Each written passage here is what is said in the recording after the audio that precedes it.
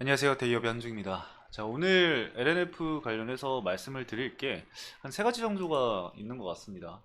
일단 제가 메인으로 이제 타이틀을 잡은 것은 이 영래긴 관련해서 일단은 타이틀을 잡아봤는데 많은 분들이 좀 걱정을 하실 것 같습니다. 현재 리튬 가격이 하락을 하면서 다시금 이 양극재의 영래기 현상이 또 나타나는 것이 아닌가. 그로 인해서 2분기 실적과 이런 부분에 있어서 악영향이 끼치는 것이 아닌가.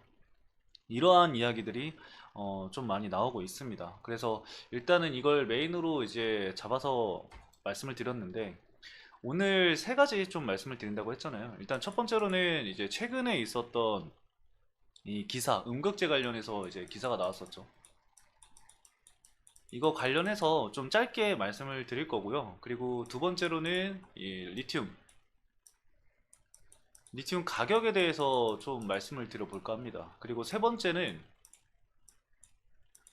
공매도 관련해서 좀 말씀을 드릴게요.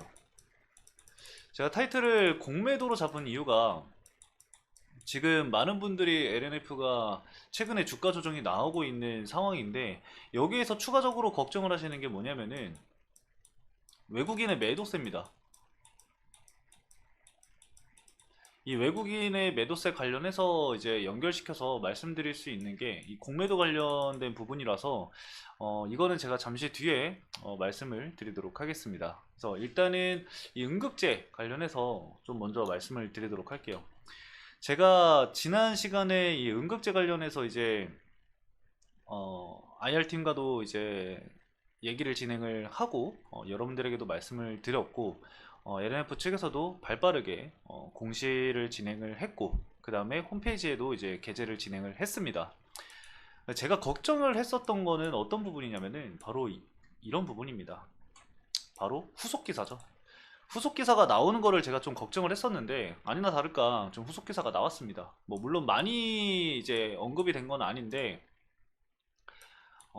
이런 얘기가 또 후속 기사로 나왔습니다. 일단은 아, 이런 부분이 저는 좀 잘못됐다고 생각을 합니다. 이 LNF 음극재 진출도 이 단어 하나하나가 사실 누군가한테는 별거 아닐 수 있겠지만 LNF 같은 경우는 현재 시장에서 이런 신뢰도에 대한 문제들이 굉장히 크기 때문에 이 단어 하나하나가 굉장히 중요하다고 생각을 하거든요.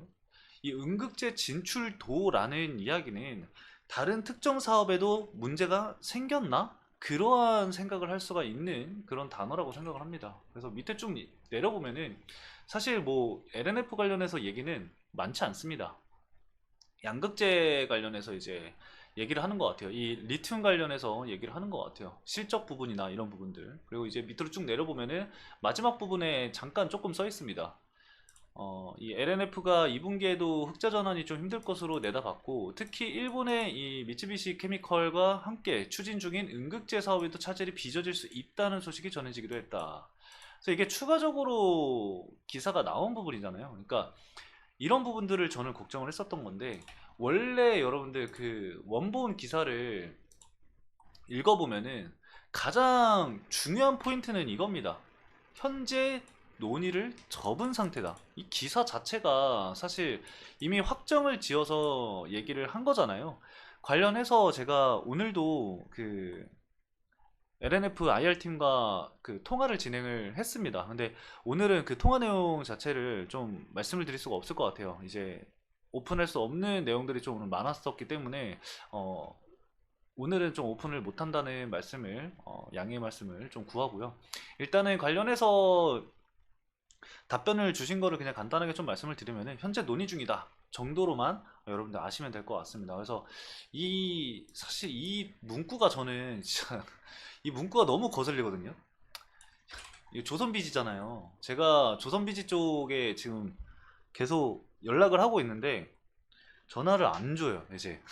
조선 비지랑은 통화를 했는데 이게 해당 부서로 그 바로 직 연결이 안 된다고 하더라고요. 그래서 연락처를 남겨야지 전화를 주겠다. 이 얘기만 계속 반복을 하고 어제 어제는 그 에코프로 BM 쪽 그거 관련해서 제가 연락을 했었고 오늘도 그거 관련해서 또 연락을 했었는데 일단 연락이 안 되더라고요. 전화를 안 줘요. 그래서 일단은 메일을 보내볼 생각입니다. 그래서 메일 보내서 만약에 답장이 온다고 한다면은 그 부분에 있어서 좀 말씀을 드리도록 할게요. 이거는 정정이 필요하다고 저는 생각을 합니다. 그래서 이거는 정정을 좀 부탁드린다. 아니면은 어떠한 근거를 가지고 어디서 들은 얘기길래 이렇게 기사를 작성을 했는지 출처에 대해서 좀 물어보도록 하겠습니다. 근데 답변이 올지 안 올지는 그거는 저도 장담을 할 수가 없습니다. 워낙 연락이 안 되고 답변을 안 주기로 좀 얘기가 많기도 하고, 제가 메일을 보냈는데도 답변이 없었던 거 보면은 답변을 받기는 좀 힘들 것 같긴 합니다. 그래도 일단은 보내도록 하겠습니다. 혹시 모르는 거니까.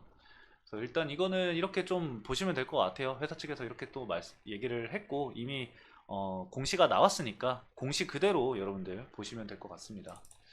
자, 그리고 두 번째로 우리가 봐야 될 내용입니다. 자, 두 번째, 리튬이죠. 일단은 리튬 가격을 좀 저희가 같이 보도록 하겠습니다. 리튬 가격이 진짜 많이 떨어졌어요. 다시. 그렇죠?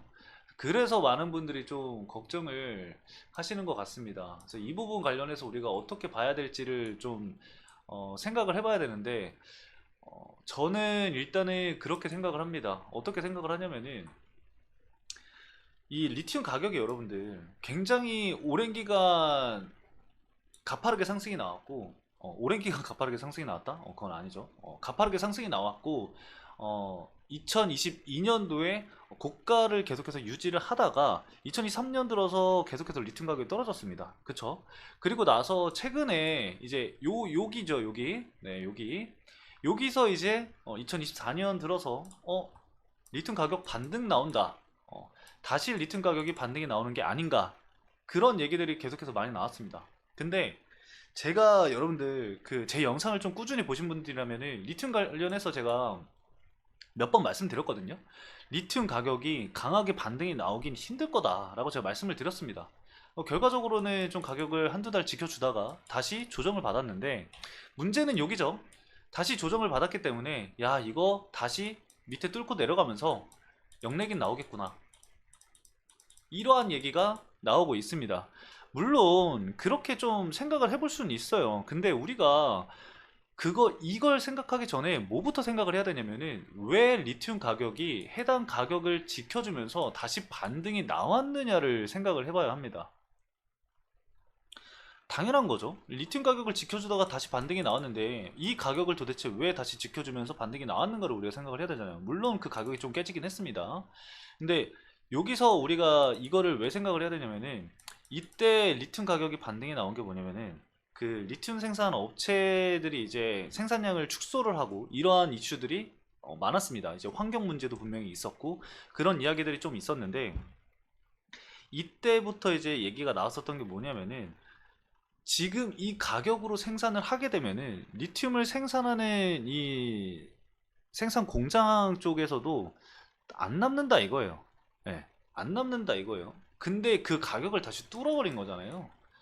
그래서 저는 사실 이게 단기적으로만 사실 좀 하락을 하고, 이거는 제 내피셜이긴 합니다, 여러분들. 물론 진짜 특수한 상황과 예측할 수 없는 그런 불가항력의 이슈로 인해서 이게 추가적으로 떨어진다면은 그거는 어쩔 수가 없어요. 그거는 뭐 어떻게 해요? 뭐 어쩔 수가 없죠. 근데 제 생각은 이렇습니다.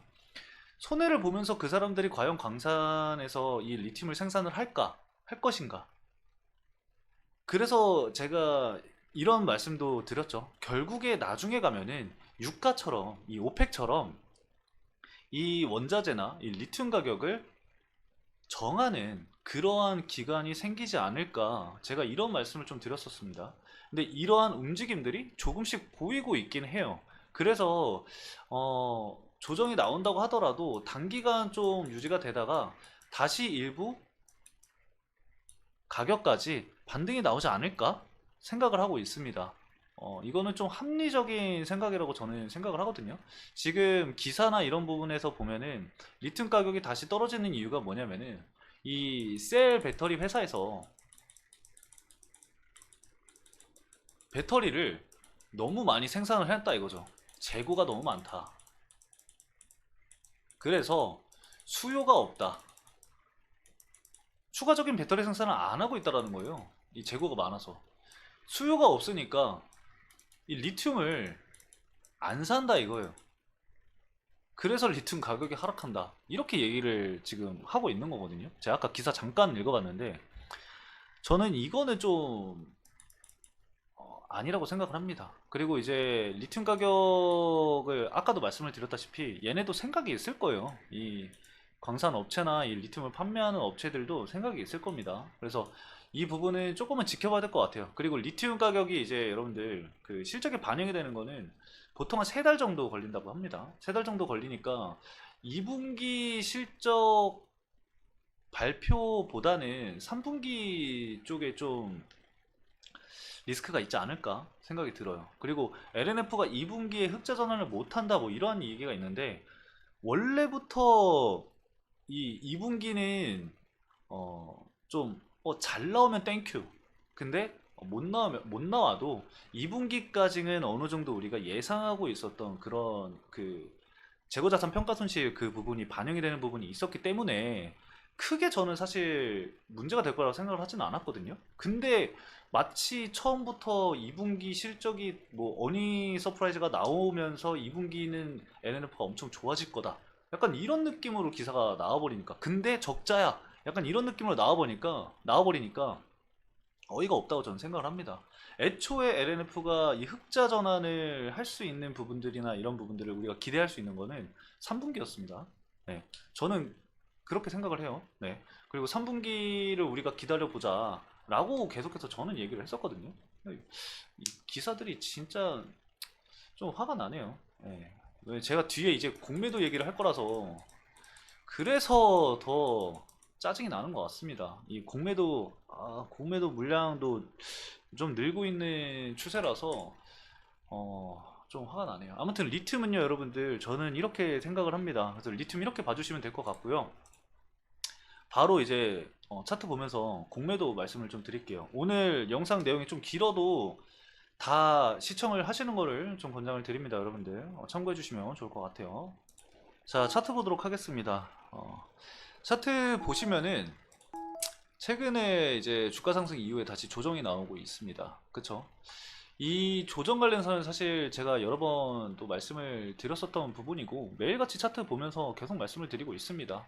어, 제가 그어놨었던 추세선까지는 조정이 나올 수 있을 거다라고 말씀을 드렸어요. 그래서 이 삼각 수렴이 나오는 구간을 우리가 좀 체크를 해봐야 된다라고 말씀을 드렸었고 해당 구간 내에서의 언제든지 등락폭은 나올 수 있다라고 말씀을 드렸습니다. 그리고 계속해서 241선을 돌파를 하지 못하는 흐름들이 나오고 있기 때문에 결과적으로는 이 장기평선과 이평선들이 수렴하는 구간에서 추세선과 이 수렴하는 구간에서 방향성은 결정이 될 것이다. 그리고 그게 7월에서 8월 달이 되지 않을까 생각이 든다라고 말씀을 드렸습니다. 이때가 이제 3분기 부근이죠. 네. 1, 3분기 부근인데 이때 이제 뭐 수주공시라던가 뭐 이러한 호재거리가 나온다고 한다면은 그때 아마 뭐 장기평선을 좀 돌파하면서 흐름이 나와주지 않을까? 뭐 이렇게 좀 말씀을 드렸었습니다.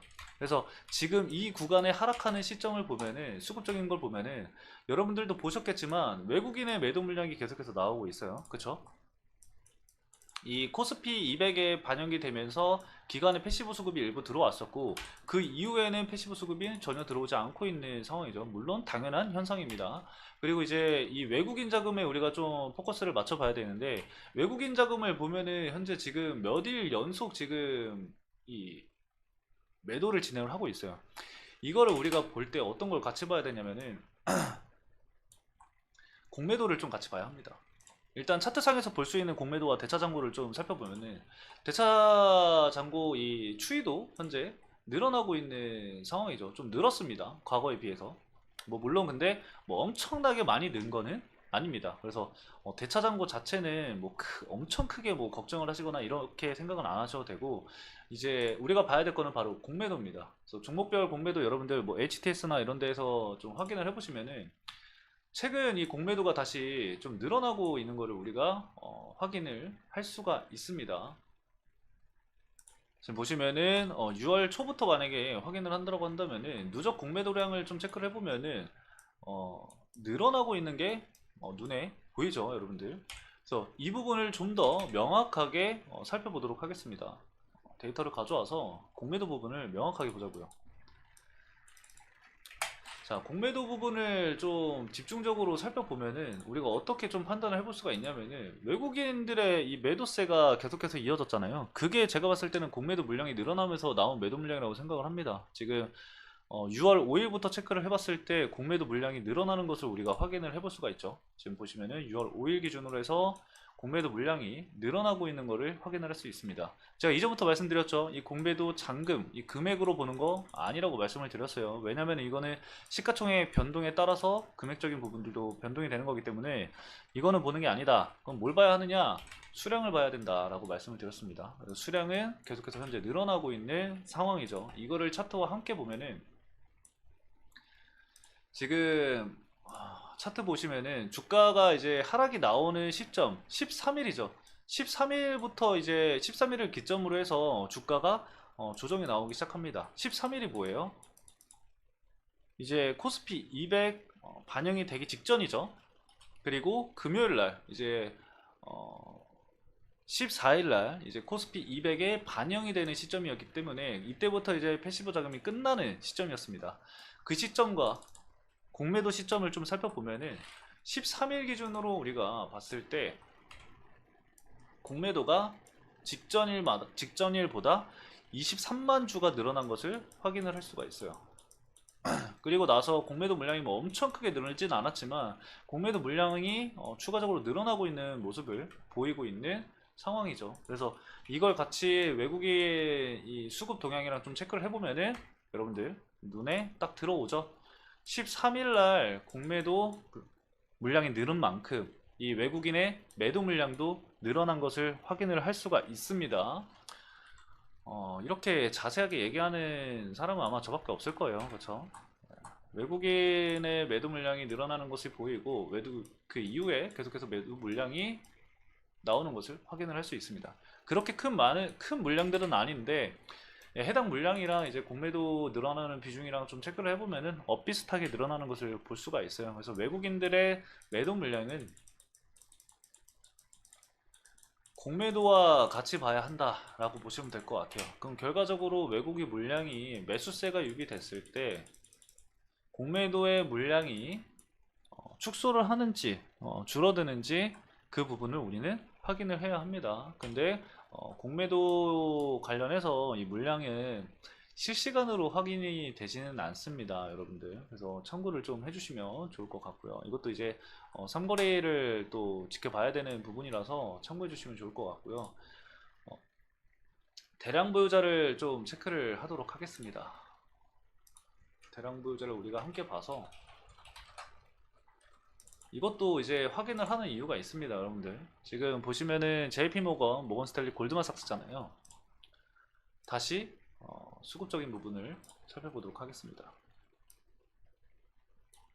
최근 20일 기준으로 봤을 때 매도 물량이 나왔었던 구간들을 우리가 좀 살펴보면은 JP모건, 모건스탠리 그리고 골드만삭스가 있는 것을 확인을 할 수가 있습니다. 물론 뭐 시티그룹과 뭐 HSBC 뭐 이런 데도 있고요.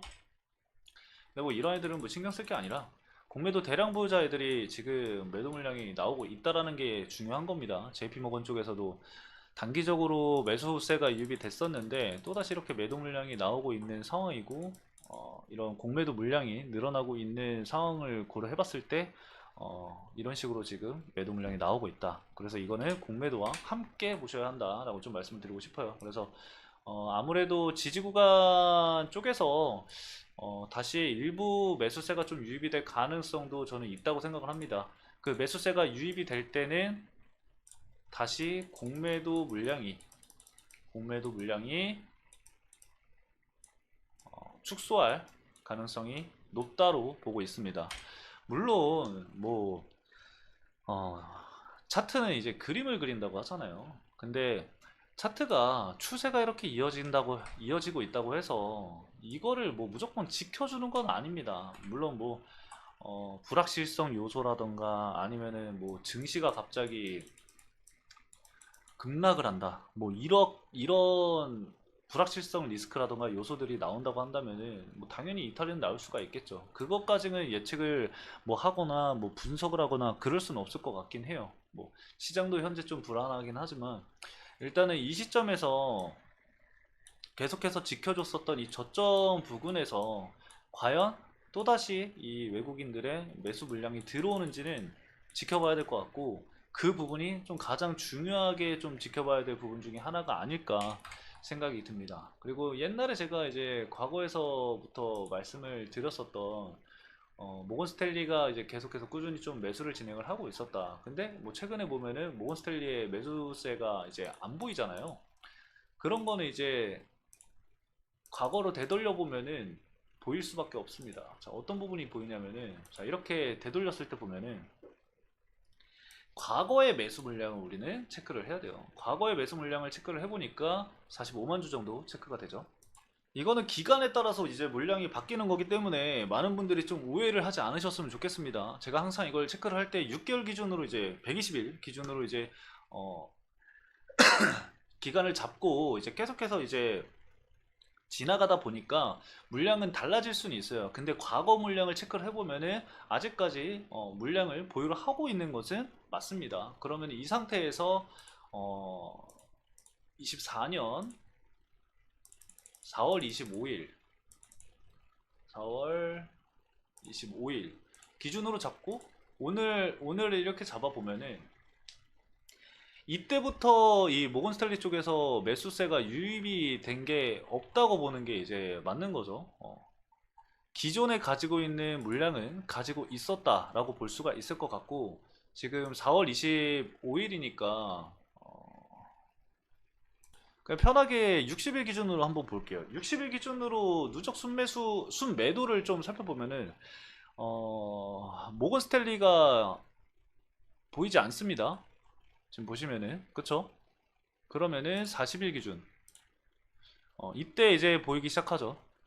4만 주, 5만 주, 그리고 최근 20일 기준 10만 주 정도 이렇게 보실 수가 있을 것 같아요. 그래서 이거를 좀 합산을 해보면은 뭐 엄청 또 과거에서 가지고 오면은 물량은 또 달라질 수는 있어요. 그래서 아직까지는 이 모건 스탠리도 순매수한 물량들도 분명히 보유를 하고 있다. 근데 다만 공매도 물량 역시도 보유를 하고 있다 정도로만 생각을 해주시면 좋을 것 같습니다. 아마 제가 예전 과거에서부터 말씀드렸었던 내용이 있었기 때문에 야 그때는 이렇게 얘기하고 왜 지금은 이렇게 얘기를 하느냐 이렇게 말씀을 하실 수도 있을 것 같아서 한번 설명을 드린 거니까요. 참고를 좀 해주시면 될 것 같아요. 그래서 이런 수급적인 부분을 현재 이 공매도 물량을 좀 체크를 해야 된다 정도로 정리를 할 수가 있을 것 같습니다. 자, 오늘 LNF 여기까지 이렇게 좀 말씀을 드리고요. 그 다음에 이제 LNF 측과 현재 지금 얘기하고 있는 부분에 있어서는 추후에 별도로 공지를 드릴 거니까요. 참고만 해주시면 좋을 것 같습니다. 자, 오늘도 시청해주신 여러분들 너무나도 감사드리고요. 저는 다음 시간에 또 다른 내용과 팩트를 기반으로 해서 찾아뵙도록 하겠습니다. 감사합니다.